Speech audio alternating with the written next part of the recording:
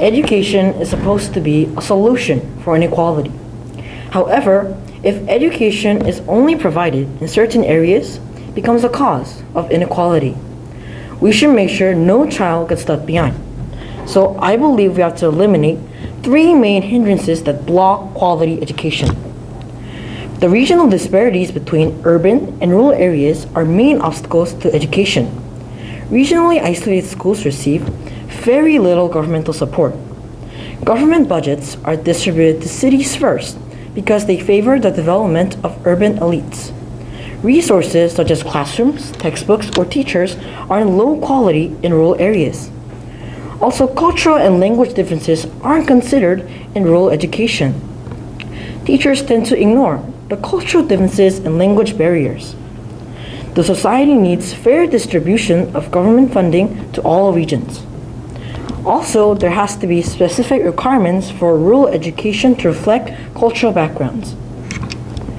Another hindrance is the prejudice that causes discrimination.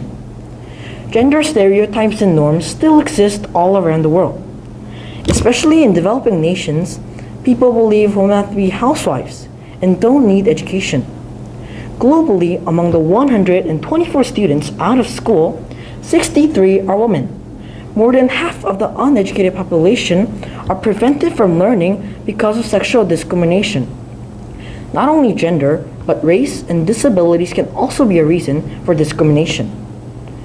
Therefore, schools must have mandatory quota systems that accept a certain number of female students.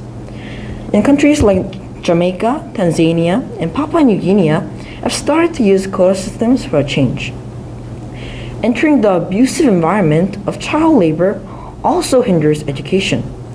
In countries like Nepal or Bhutan, children are pushed into severe child labor because of poverty. Child labor has abusive and hazardous backgrounds. Therefore, the environment prevents children from knowing their basic rights to get quality education. They get paid less than 10 cents a day after working 12 to 16 hours. Due to poverty, children have no way but to repeat this vicious cycle. Therefore, all governments must regulate child labor through laws and regular investigations. As long as child labor exists, children will always be lured into the industry for money. Instead, they must enter mandatory primary education.